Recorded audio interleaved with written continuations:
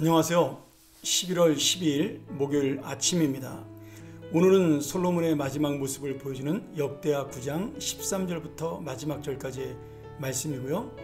오늘 우리는 주님의 은혜를 끝까지 인정하고 놓치지 않는 믿음이라는 주제를 가지고 이 말씀을 나누도록 하겠습니다. 오늘 말씀 전체는 하나님의 약속을 이룬 솔로몬, 다시 말하면 그 약속으로 복을 받은 솔로몬의 부귀와 영화 그리고 영광들이 아주 자세하게 설명이 되고 있습니다.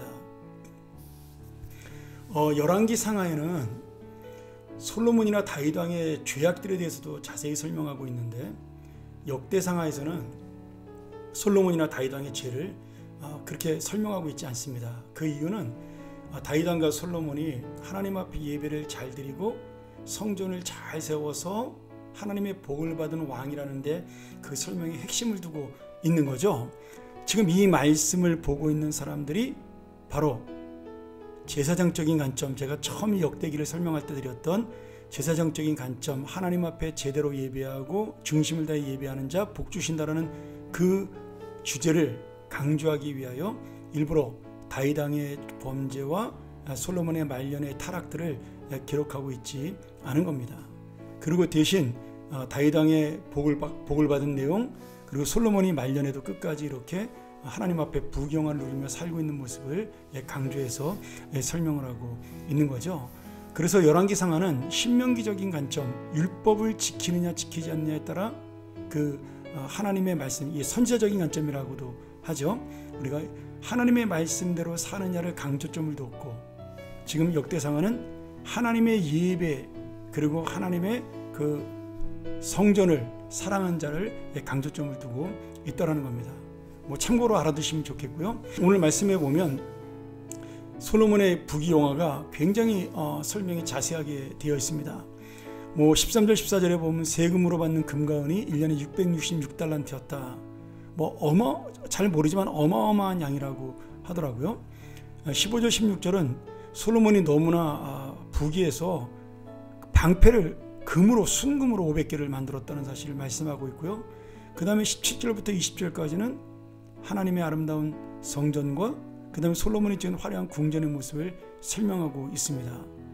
솔로몬의 그 가장 큰 영광을 설명하는 것은 17절부터 20절까지의 말씀인데, 특별히 20절에 보면 솔로몬 왕이 마시는 그릇이 다 금이고 나무 궁의 그릇들도 금이고 금그릇으로 밥을 먹었다는 거예요.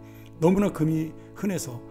그리고 솔로몬 시대에는 금이 너무 흔하니까 은은 돌로 취급했다라고 그렇게 말하고 있는 거죠. 근데 여러분, 이게 왜 그 솔로몬의 영광을 보여주는 거냐면, 그 당시 화폐가 은이었습니다. 지폐가 없었으니까. 그러니까 은을 귀하게 여기지 않았다는 것은 무슨 의미예요? 우리나라 말로 바꿔 말하면 돈을 물 쓰듯이 써도 아무런 문제가 없었다. 그 정도로 솔로몬이 부귀를 누렸다는 것을 말씀하기 위함이죠. 설마 정말 은을 귀하게 여기지 않았겠어요? 그것을 상징적으로 보여주는 표현이라고 볼 수가 있는 거죠. 이렇게 부자가 된 솔로몬이 21절, 23절, 24절에 가면 땅끝이라고 불렸던 스페인의 다시스까지 무역을 하고 그걸로 돈을 벌고, 또 23절, 24절에 보면 수많은 사람이 솔로몬의 영광을 보고 보물을 들고 찾아와 그에게 바쳤다라고, 솔로몬이 끼친 대단한 영향력을 전 세계적으로 보이는 그 놀라운 강대함을 설명해주고 있는 거죠. 근데 역대기서가 이처럼 솔로몬 왕국의 영광과 권세를 자세히 설명하는 이유가 중요합니다. 솔로몬이 잘 살았다가 중요한 것이 아니라 솔로몬의 이 영광을 이렇게 자세히 설명하는 이유가 있습니다. 중요한 건 23절의 말씀인데요. 천하의 열왕이 하나님께서 솔로몬의 마음에 주신 지혜를 들으며 그의 얼굴을 보기 원하여, 이 말씀입니다. 하나님께서 솔로몬의 마음에 주신 지혜를 들으며, 여러분, 솔로몬의 지혜가 누가 주신 거라고요? 하나님이 주신 거라는 겁니다. 또한 솔로몬의 마음이 하나님께로 있었기 때문에 주신 거라는 거죠. 결국 지금 솔로몬의 부귀와 영광은 다 누가 주신 거라는 거예요? 하나님이 주신 거라는 말씀입니다.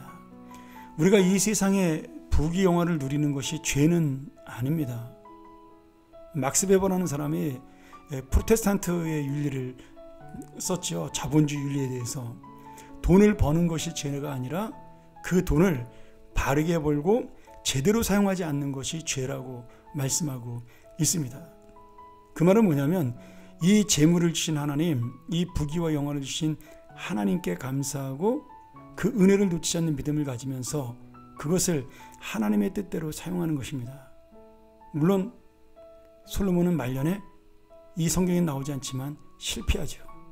자기의 영광을 위해 사용하고 자기의 쾌락을 위해 사용하고, 물론 전도서를 쓸 당시에는 또 깨달아서 하나님께 돌아왔을지도 모르겠지만 결국 그러한 모든 솔로몬의 하나님을 잊어버린 마음들이 결국 르호보암이라는 그런 불신앙의 아들을 낳게 되고요. 그가 그렇게 아들을 교육하기 위하여 잠언이라는 성경을 썼음에도 불구하고 솔로몬의 아들 르호보암은 이 믿음을 갖지 못하게 되었습니다. 왜 그렇습니까? 믿음은 가르침으로 얻는 것이 아니라 보여주는 것이에요. 말로 가르치는 것이 아니라 내가 살아가는 것으로 보여주는 것이 믿음의 참된 교육입니다. 지금 하나님께서는 솔로몬의 영광을 우리가 함께 누리기를 소원합니다. 더 의미 있는 것은 그 모든 영광이 하나님이 주신 것이라는 사실을 놓지 않는 믿음을 가지기를 원하신다는 거죠. 그리고 마지막으로는 그것을 하나님을 위하여 사용하는 것을 하나님께서는 우리에게 요청하신다는 말씀입니다. 오늘 여러분 주님의 은혜를 인정하고 끝까지 놓치지 않고 살아가는 믿음, 그것이 얼마나 중요하며 어려운지를 우리가 솔로몬의 인생을 통하여 깨닫고, 이 믿음을 바로 살 때 그 믿음을 바라보는 우리의 자손들이 또한 바로 믿음을 가지게 된다는 사실을 기억하면서 이 솔로몬의 마지막 역사를 다시 한번 기억하면서 하나님께서 솔로몬의 마음에 주신 지혜를 우리도 함께 듣기를 소원합니다. 기도하겠습니다. 하나님 아버지 감사합니다. 오늘 우리가 이 솔로몬에게 주신 하나님의 지혜를 통하여 솔로몬이 얼마나 많은 영광을 누렸는지를 여러 장을 통하여 배웠습니다. 우리가 이 말씀을 통하여 배우는 것, 하나님이 아니시면 이 모든 것을 하실 수 없다라는 다시 한번 주의 은혜를 깨닫게 하여 주시옵소서.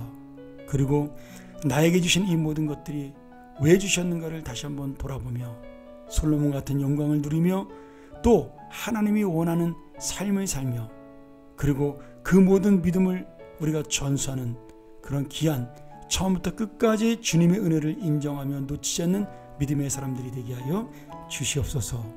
예수님의 이름으로 축복하며 기도하옵나이다. 아멘. 우리 함께 이 시간 묵상하면서 다시 한번 이 말씀을 기억하길 원합니다. 마지막까지 주님의 믿음을 놓치지 않는 사람, 마지막까지 주님의 영광을 누리고 사는 인생, 그리고 바로 그러한 믿음과 영광의 인생이 내가 그렇게 사는 인생 되게 해달라고 우리 한번 묵상하며 기도하며 오늘도 하루를 시작합니다. 감사합니다.